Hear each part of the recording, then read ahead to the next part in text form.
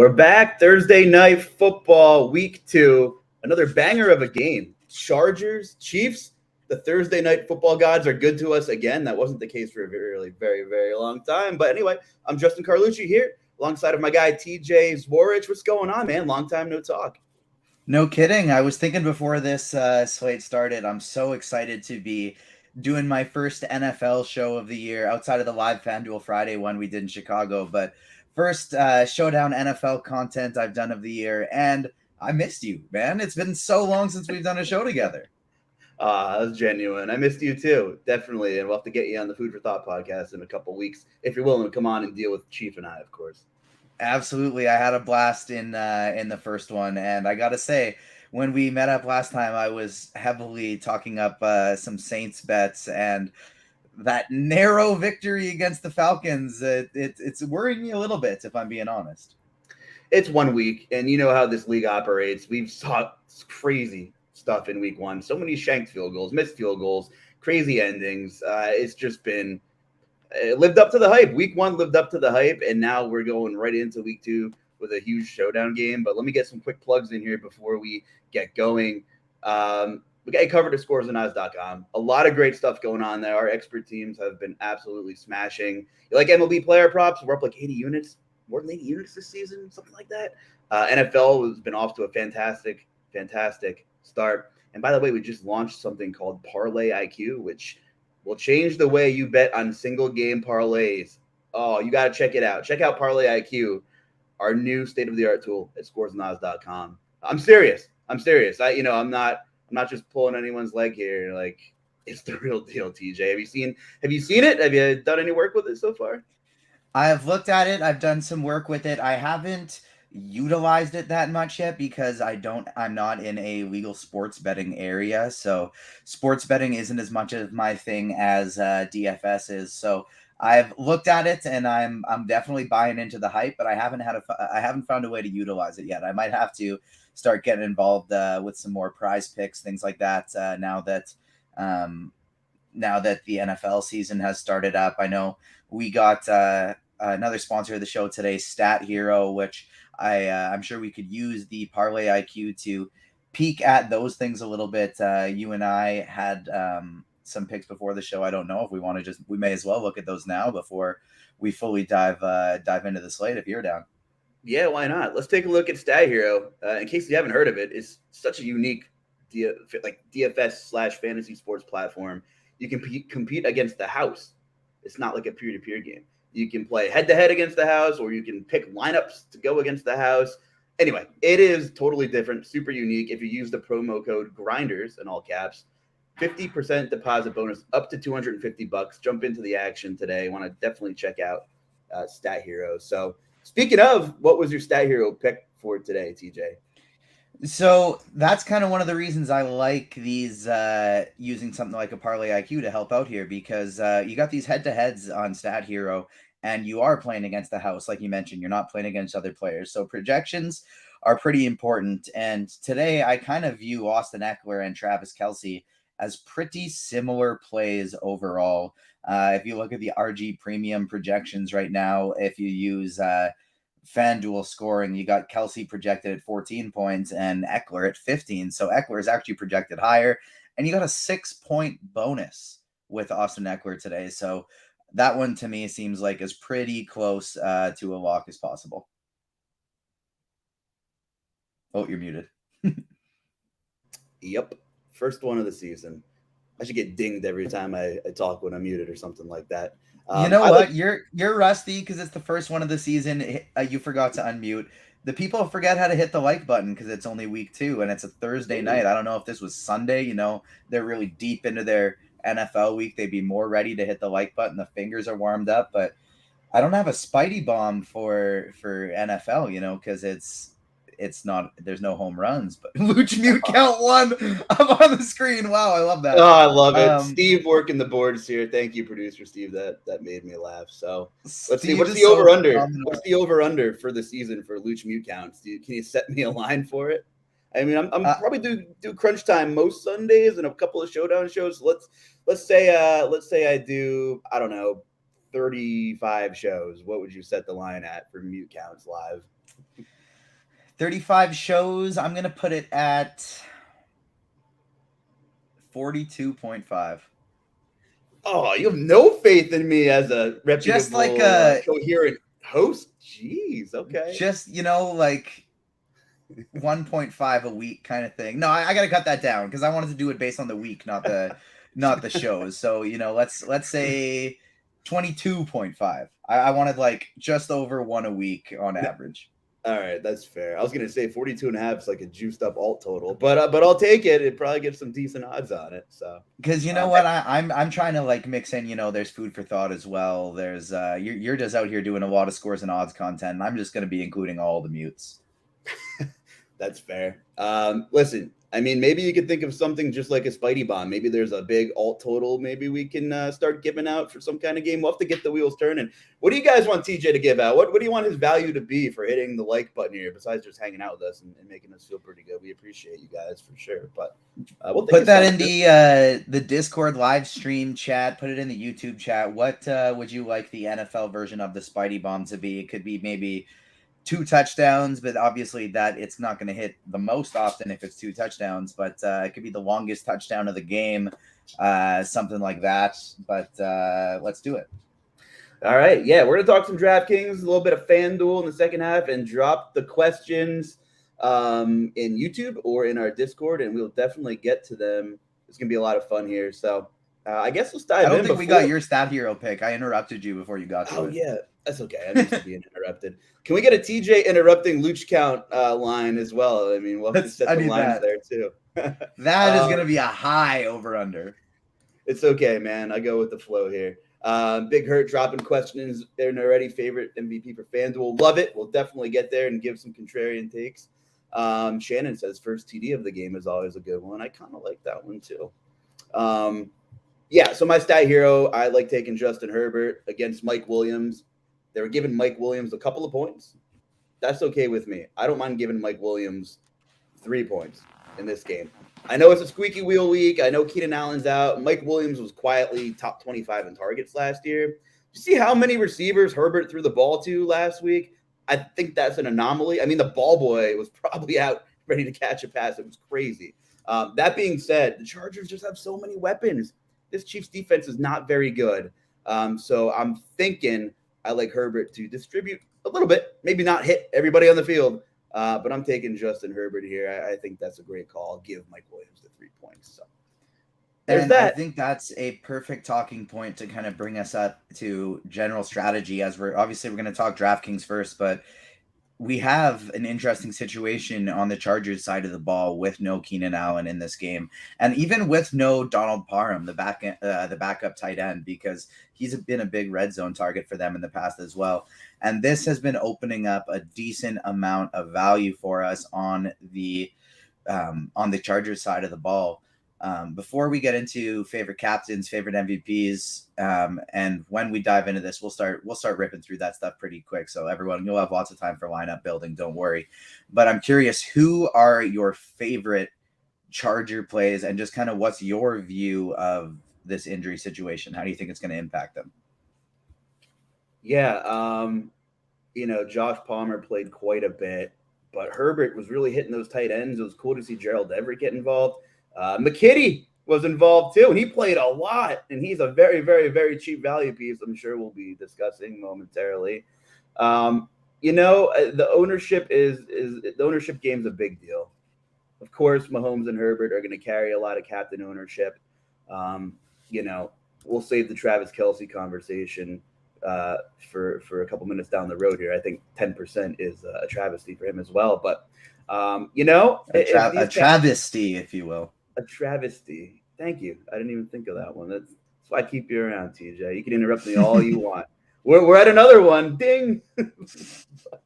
I like these single-digit playmakers, single-digit, P-owned playmakers on LA. I mean, Mike Williams is a huge red zone threat. I don't care what he did week 1. Are we getting like an overreaction? I know everyone loves Josh Palmer now, and that's fine, and he's cheap, but guy's huge. I mean, I wouldn't be shocked if Mike Williams caught 2 touchdowns if he's really going to be sub 10%. But Austin Eckler, I'm shocked he's sub 10% at captain, at least projected to be. I would imagine he comes in a little bit higher. And the thing is with Austin Eckler is the opportunity is going to be there. If Herbert decides to spread the ball around again, and maybe he will, who am I to decide right now? I don't know. Eckler's due for double-digit carries. He's one of the premier receiving backs in the league. He had over 80 targets last season, and I think this is a defense where he can really do some damage out of the backfield. So I really like Austin Eckler, and it kind of helps me flip some builds around and maybe make some, hypothetical game flows or whatever story you want to tell with your lineup, which is a big deal. That if I use Austin Eckler captain, maybe I can get rid of some of these really high-owned Chargers wide receivers, or even Herbert in an Austin Eckler lineup, and maybe that total goes under. Maybe then I'm looking at kickers and some defenses which aren't going to be owned quite a bit at all. So for many reasons, I kind of like Austin Eckler, and I guess I'll just pray he gets the red zone looks kind of thing. That's kind of where my head's at to start this from a tournament perspective.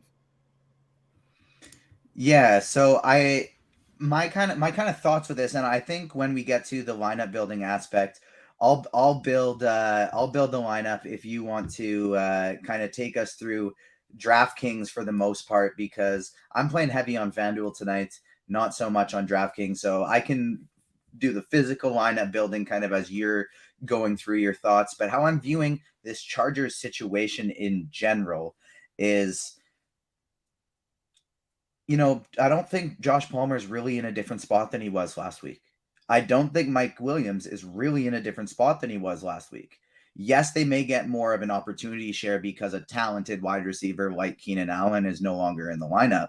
But I think Josh Palmer is just basically going to be running Josh Palmer's routes. Mike Williams is still just going to be running Mike Williams' routes. And so the ones I really like here are DeAndre Carter as well as Gerald Everett. Gerald Everett doesn't have Parham to compete with. I like McKitty as a value play as well. But I don't I am actually kind of lower on these guys that I'm kind of viewing as the same situation as they've usually been. I think Eckler could pick up more volume in the passing game, and I think Carter and Everett are going to pick up a lot of Keenan Allen's lost volume. Muted again. Man, you count through? Steve was so quick. Steve is on this. I didn't do that on purpose, I swear. I just didn't want to interrupt you, so now I'm paying for it. I'm a polite guy.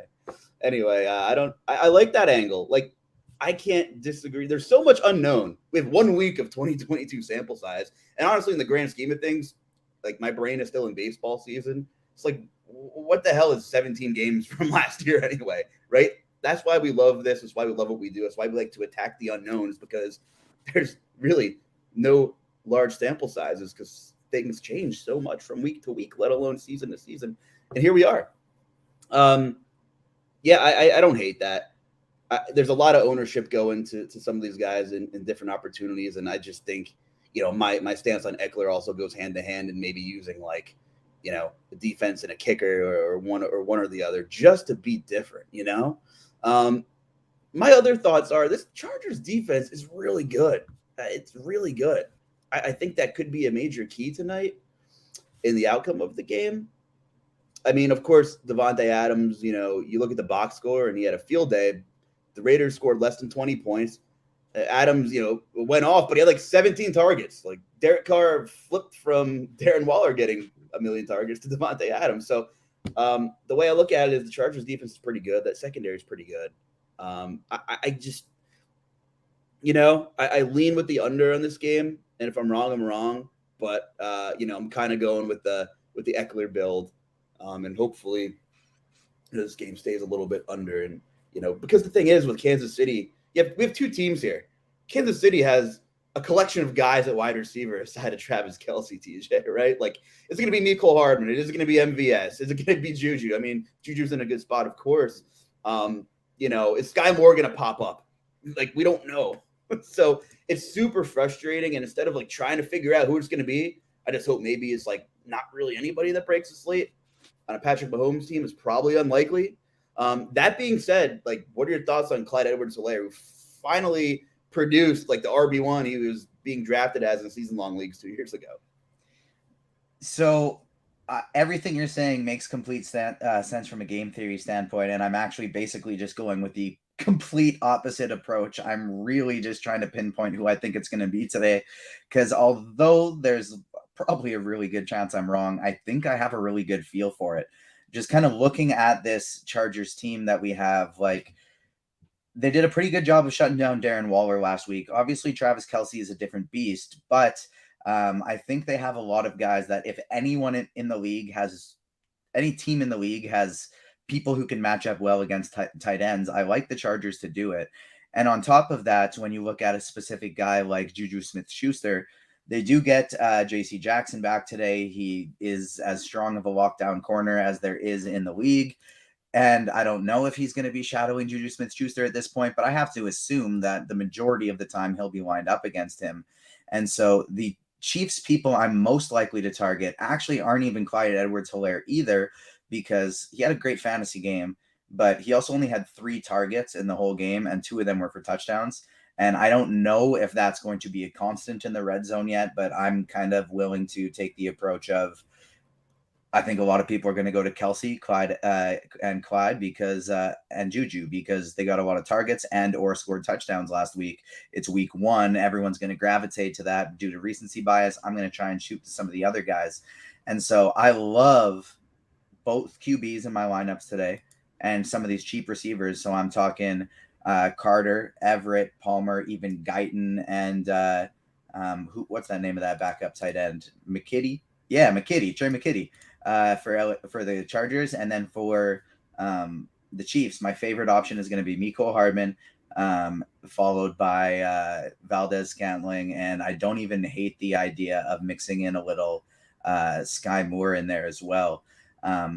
But that's honestly more so on FanDuel. On DraftKings, I don't mind the idea of the Travis Kelce approach. So let's go through this quick. I think, who is your kind of top optimal captain for DraftKings?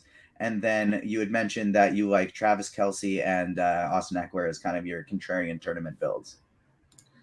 Did you notice I didn't mute my mic this time? If you heard me typing, I'm proud of you. Trying to take my own under here. I do like Mike Williams as well. I want to throw that hat in the ring. Yeah, I mean, optimal. I think it's Herbert. You know, I wouldn't use him in tournaments. There's so many ways to hedge your investments, right? Like, you can go all in on a guy at captain if you want in your builds, but then maybe like take some props, like straight up sports betting, and to hedge different scenarios, you know, like there's just so many ways to take stands, but not also get slaughtered on a given night if you use all of your resources. So definitely just keep that in mind, because I'm all about taking stands in Showdown for sure. Like, you have to, especially with all the tools everyone has across the industry. Ours are the best.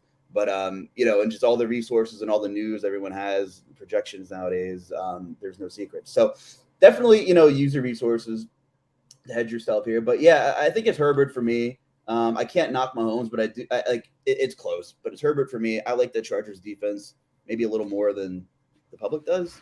But I'm okay with that stance. So Herbert for me, if I'm playing optimally. What are your thoughts on him? I personally think I would go Mahomes there. But I have no issue with Herbert as well. I think due to Travis Kelce's salary, he's not going to get much spot there, and I do like Kelce in the captain spot on DraftKings quite a bit as kind of a contrarian option. But yeah, for optimal, I like Herbert. And the last guy I want to throw in the ring for DraftKings tournaments to put in that opto spot is Mecole Hardman. He's a guy who's running a lot of Tyreek Hill's routes last year, and he's just crazy fast. And so he's a guy that if we put in the captain spot, we still have over 8K for the rest of our spots. And I think he has the potential to kind of go for 2 very long touchdowns. But I'm going to plug Herbert in here, and let's build a lineup for or not build a full lineup, but plug in a few spots for what we think may be optimal in this spot on DraftKings. If we're starting with Herbert, we're going to need some pass catchers. There's nobody projected point per dollar as well as Trey McKitty. Do we want to throw him in this lineup from an optimal standpoint where he's only $400? I mean, he played a lot, and I would imagine that role's not going to change, especially after losing Keenan Allen.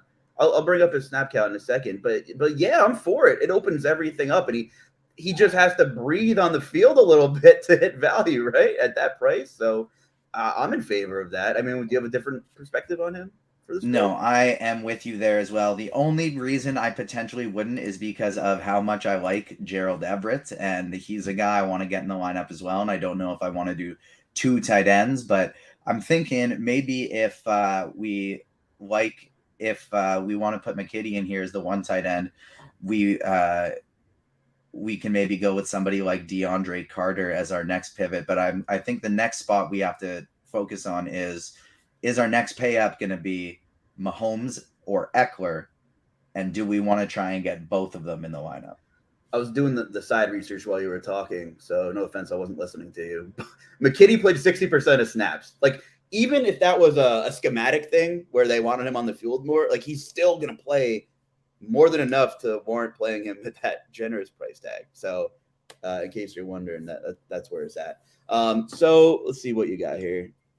How much do you have left per position? We're looking at what, 18?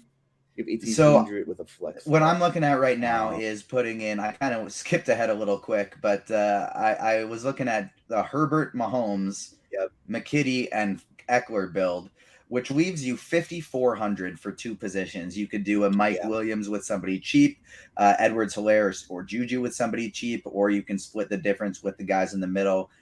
People we mentioned, like these 2 kickers, like maybe even a Chargers defense you can throw in there with this build. Mecole Hardman, Marquez Valdez-Scantling, Joshua Palmer, etc. I think Palmer would be likely, especially if you got Herbert in the captain optimal wise. Palmer's likely one of the next ones you'd want to put in there, but I think that's kind of a good way to look at the optimal build on DraftKings. We gave some tournament pivots. What do you say we fire it over to FanDuel here before we take some questions? Yeah, let's do that. And that's a perfect example. Like, if you're not going to play Mike Williams in that lineup and it terrifies you, depending on what you're investing, maybe look for some props, kind of hedge yourself a little bit so you're not totally hung out to dry if Mike Williams has a good, a pretty big game. So, people talk about bankroll management, but also like using your resources, everything at your disposal. I'm fortunate to be in a legal sports betting state, TJ, so I'm able to do so. Sorry, I'm not like pouring salt into an open wound here, but so totally okay with that. One thing I do want to mention is Clyde Edwards-Helaire and Jerick McKinnon played the exact amount of snaps last week, and McKinnon might have played one more drive than him. But if the rookie had garbage time, like, clearly. So I'm saying Jerick McKinnon, might have a role. He was really good in the postseason and towards the tail end of last year. Like, he has the trust of that staff, I think. So I wouldn't be shocked if McKinnon made a little bit of noise and paid off that price tag on DraftKings as well. Now, when you talk about FanDuel and raw points matter a little bit more, maybe I wouldn't go that route. But let's definitely talk some FanDuel momentarily here. Thanks for sticking with us, folks, as we're talking about Week 2 Showdown here. We got it figured out here. Didn't want to load, but now it is ready to roll up on the screen here. So there we are. So on FanDuel, one thing I want to kind of talk about really quick is since point per dollar doesn't matter as much in that MVP slot, obviously we want to be looking for the highest scoring players as opposed to just the highest point per dollar scoring players. So on DraftKings, we're more likely to take shots on these cheap guys in that MVP position. But on FanDuel, I am really more willing to take shots on just random people in the flex spot, and I'll tell you why. What was that super ugly Monday night game this past week? What was it? Broncos and Seahawks. Right. So the outcome everyone thought would happen, right? Yeah, exactly. I ran 150, or no, not 150. I ran 50 lineups in the FanDuel big $9 contest because I had a bunch of tickets built up from baseball season. And I was looking at it and I ended up profiting, I think $180 or something, nothing special, based on the entry fees. But did you see that Tomlinson play where he just didn't quite get his feet in? I was hoping they'd at least give it to him so they could look at it or challenge, and they didn't. I would have soloed the Millie if that was a touchdown on FanDuel. $1 million if Tomlinson keeps his toe in bounds there. So take shots on random people, because that was a backup tight end who, he's not going to be on the field very often. McKitty, even though he kind of sounds like he will be, but McKitty's not going to be 0.3% owned like Tomlinson is. But it's a random tight end on a 1-game slate. All they got to do is score a touchdown to pay off their salary, and a lot of teams run 2 tight end formations in the red zone. So take shots. A random player like Sky Moore, even though he wasn't on the field for very many snaps last game, his one snap was a big 30-yard run. And so at his price, if they just run 1 or 2 gadget plays for him a game, you get that touchdown. That's how you can win a slate. So especially on FanDuel, don't be afraid to take shots on those type of things. But for optimal on this slate, I think you simply have to go Patrick Mahomes or Justin Herbert in the captain. What do you think?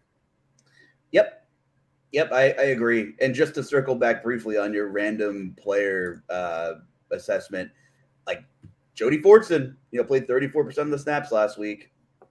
Noah Gray played 50% of the snaps. I mean, he blocks a lot, but those are the guys that you're going to play fake on the 1 yard line or the 2 yard line that have 1 catch for 1 yard and 6 points, and he's optimal, right? So you are exactly right about that. It's tough pill to swallow when you're playing like single entry for decent stakes, but if you're multi-entering some low dollar stuff, you pretty much nailed it. Anyway, you're right. Optimal on FanDuel, it's the quarterback. If you're playing cash games or whatever, or a very small pool, you're taking one of these guys and you're making it work. I'm with you 100% on that. And I think because so in optimals, I think you just simply put Mahomes there because price doesn't matter at the MVP position. And in tournaments, maybe you want to take a shot on Herbert because he'll probably be lower owned in that spot. But I don't know how much lower owned he's actually going to be. I think a lot of the time, especially the higher dollar kind of stuff you get up, people see the ownership and they just kind of flip-flop, and it ends up being closer together with the quarterbacks on these single game slates. But I'm of the mind on FanDuel today, we got to play both QBs. What about you? Yeah, I mean, if I'm playing optimally, I'm trying to play both quarterbacks, and then the discussion opens up about where the cheap piece is going to be, right? Yeah, and honestly, even in my favorite tournament lineups, I'm getting different with somebody at the captain, and I still kind of like playing both of the quarterbacks and just doing the type of thing with like a Mecole Hardman or a Mike Williams or a Travis Kelce, 2 people who, Williams and Hardman, they could score 2 touchdowns, but they could score 2 50-yard touchdowns. And so if that's the case, they could end up being optimal in the MVP spot, even on a site like FanDuel, and not very many people are going to have them there.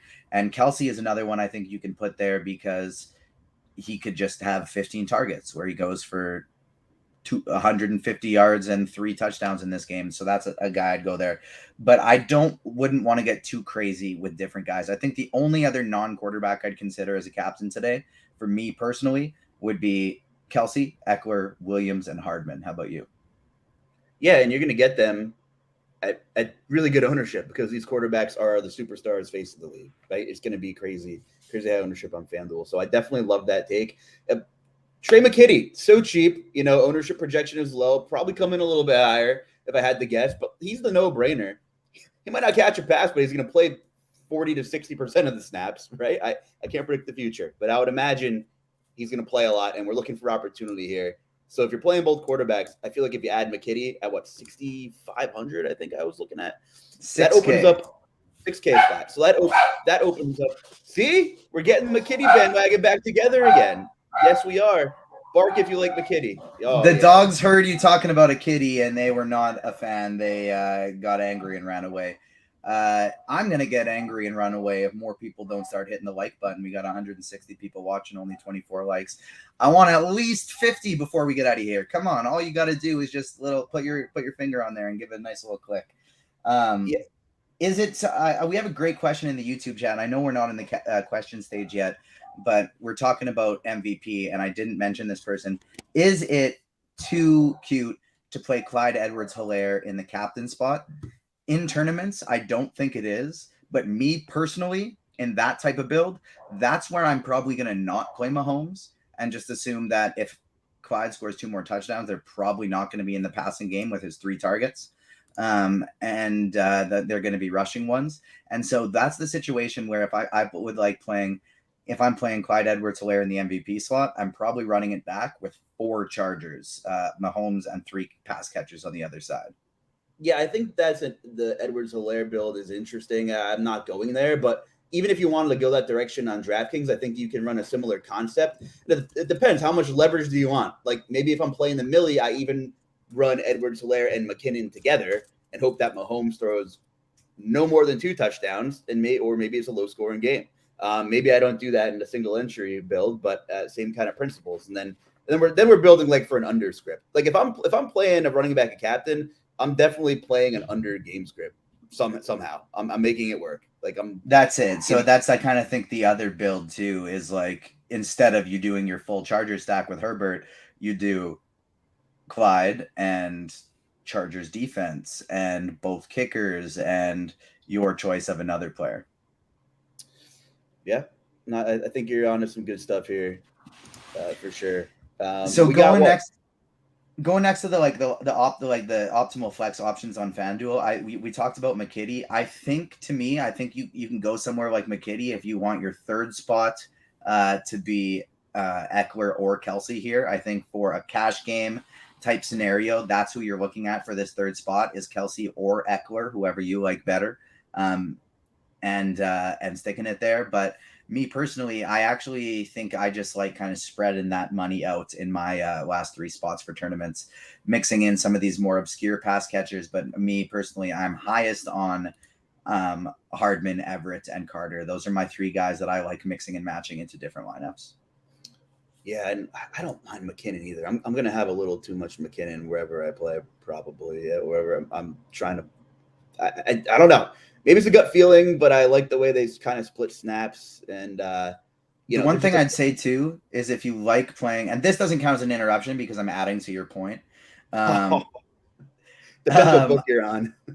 I'd rather pair McKinnon with Mahomes than Edwards-Helaire with Mahomes. I was thinking that. I don't mind either, but it would have to be a pretty unlikely outcome, which happens. I mean, that's where you win the big bucks, right? You double up on 2 running backs, which never correlates well, but Showdown, it happens sometimes. We'll see. He's got some juice still. He looked pretty good. We got 10, 12 minutes before we kick off. Should we start looking at some questions, TJ? What do you think? Yep, let's do it. Do you want to peek at the Discord channel first, and then I'll keep my eye on the YouTube chat? Oh, I'm peeking at the Discord. We aren't very active in the live stream. That's okay. Get in there, folks. Let's see. J-Cot. Oh, you got some? Okay, perfect. Oh, there's an interruption. We're good. No, I thought you said you didn't have anything. That was an interruption. You take it. I'm scoring at home. I have like my little baseball sheet here, and it's like E6 on TJ, interruption. Now, there's just one comment in there, TJ, about J-Cot has a bunch of McKitty, and he can't get away from having both quarterbacks in every lineup. Is that more of an Oh, Steve counted as an interruption. Are you okay with that for optimal builds with McKitty and, of course, both quarterbacks on DraftKings like we talked about? And would you run that in a tournament build on DraftKings?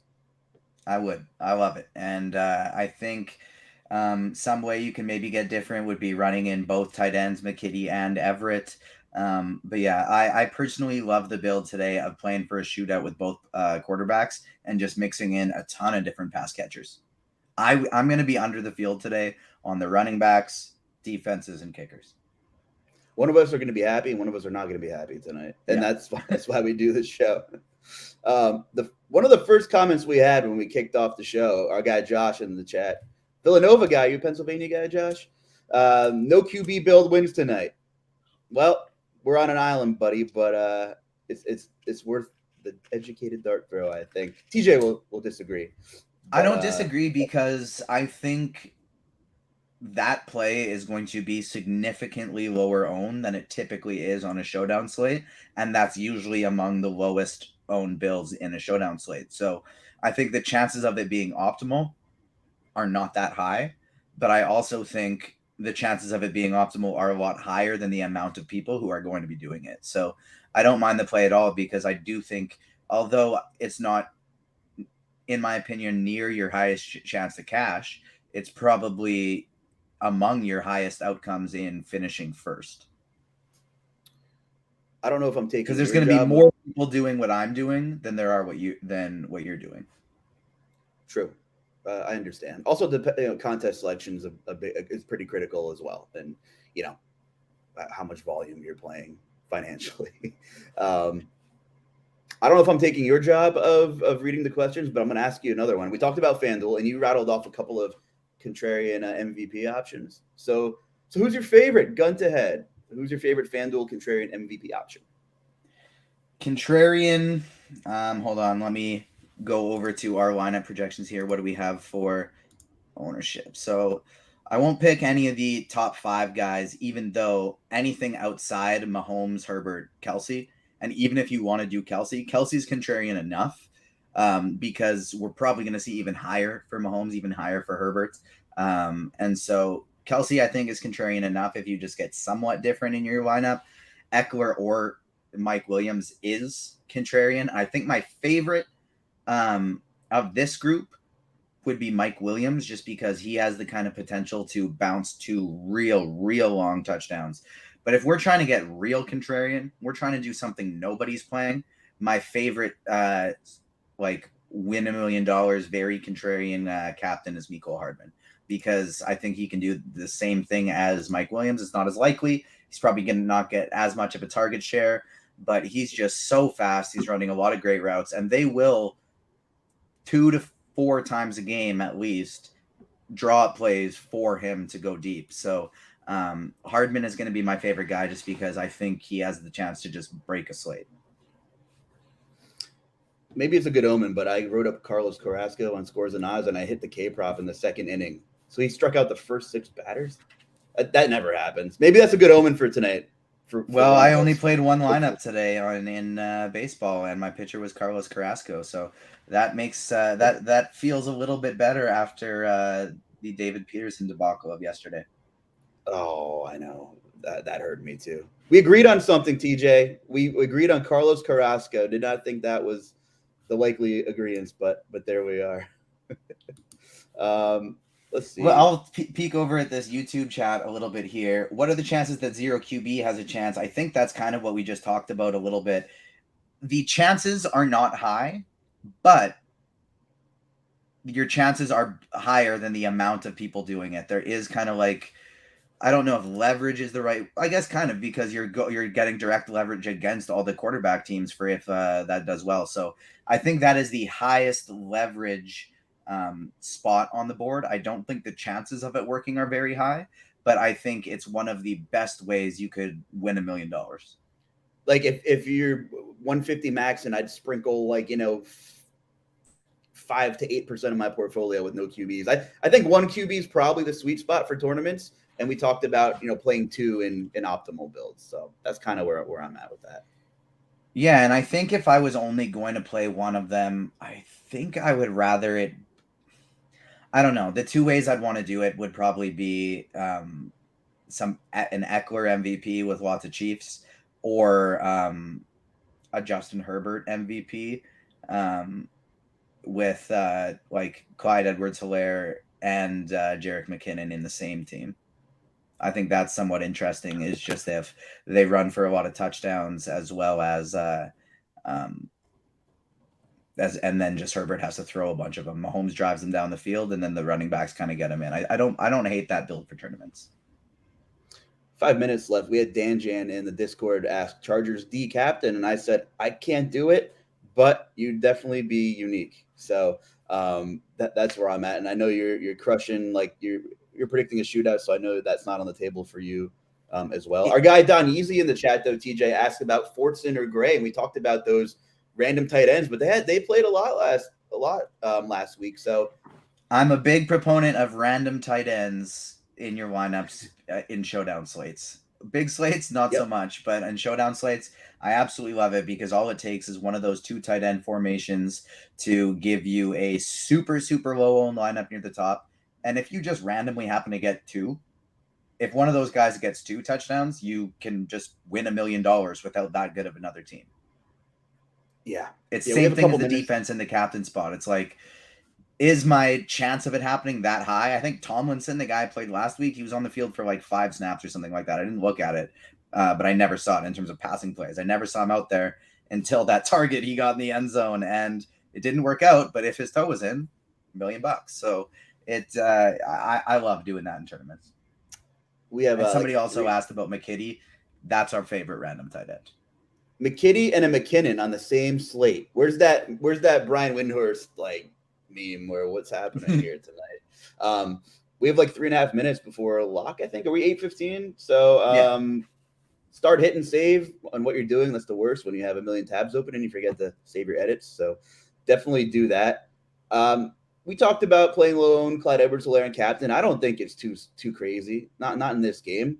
Personally, I wouldn't be super invested in it, but I don't like that he kind of played the same snap share as McKinnon. McKinnon might have had one extra drive, but probably not going to go there. Anything else catching your eyes in the chat? 3-2 Charger stack is a question from Geek Hippie in the chat. What are your thoughts on 3-2 Chargers? Yep, I have no problem with that at all. I have a lot of 3-2 Chiefs, 3-2 Chargers, with both quarterbacks. I don't think either of the two options we've referred to today are bad ones. I think your Mahomes and Herbert with one of Eckler, Williams, and Kelsey with some cheaper guys is going to be your most common build today. That is going to be the thing you see most often. I think the ways to differentiate, my favorite personally, is still rocking with Mahomes and Herbert, and then just playing the less owned pass catchers. I'm going to get off of Herbert. I'm not getting off of Williams and Kelsey, but I'm going to be at the field or a little below. And the running backs, I'm getting under. The defense, I'm getting under. The kickers, I'm getting under, so that I can load up on all the cheap pass catchers and hope I can get the right combinations. The other strategy you can go for is everyone's playing this game to be a shootout. Do the opposite. And that's kind of the lean that you were playing there, Luch. We have a question in chat from Mario Don Yeezy, who's been in the chat all day, as Steve says. Lots of people recurring that I see today. You love to see it. If you had to pick one, Eckler or Big Mike? I think it depends on your lineup, but Eckler would be my choice. What about you? I like both of them. I'd have exposure to both, and I love that they're both sub 10%, but I like the idea of playing Eckler with a kicker or a defense and maybe just one quarterback. So, but it could be Mike Williams week. You know how this narrative crap is, and everyone's like, "Oh, jumping off the bridge" because Mike Williams didn't get targets without Keenan Allen or whatever. So, I like both, but I'm playing Eckler. I have some more of Eckler. I'm not playing a ton tonight. I don't play a ton when I'm on the show, but I definitely have more Eckler. Somebody asked quick right before lock, and I think we got a couple seconds. What do you think about Pacheco? They like Pacheco. I think you can mix them into a lineup, but just play your game script to be a blowout. Can you play 5 Chiefs with Kansas City D captain and DeAndre Carter as your one? Oh man, I just can't get behind it, Dan Jan. You're going super. It's scary, but it's scary, but I don't hate it. I respect it. Exactly. I respect it. Good luck. I hope one of us wins some money, and I appreciate everybody tuning in. Give me a score prediction, TJ. Let me have it. I'm going to pull up exactly what I wrote in the expert survey today, so I'm not contradicting myself. And I went KC 38, Chiefs 30. The reason I went with a bit of a wacky score is because Chiefs got a backup kicker in Amendola. I don't know for sure how much they're going to be using him. Maybe we see them go for 2 a little bit extra today, go for it on 4th down a little extra today. So I got Chiefs 38 and Chargers 30. How about you? I actually have the same prediction as Jason put in the chat, 24-21 Chargers. We'll see. If I'm wrong, it definitely won't be the first or last time tonight. But really good stuff, TJ. That was the first Showdown show we ever did together. Hope everyone tuning in found some kind of helpful analysis or just stayed to see the mutes and the interruptions. We got something. Oh, there's a dog behind you. That's cool. There's Obi-Wan coming in to say hello before the end of the show. Before the end of the show, hit the like button. We're at 48. I need 2 more for that beautiful 50 number I hope for. And yeah, this is my first Showdown show for football ever. I've done a little bit of maybe just first Showdown show for anything ever, because I wouldn't have done it for baseball, and I didn't do it for basketball, I don't think so. Yeah, my first Showdown show ever. I was very happy to do it with you because it's always a ton of fun whenever we get to link up. Thank you guys for hitting 50, because TJ told me before the show if we didn't get 50 likes, he was going to keep this stream on forever, and I kind of want to go watch the game. So definitely appreciate you guys helping us out here.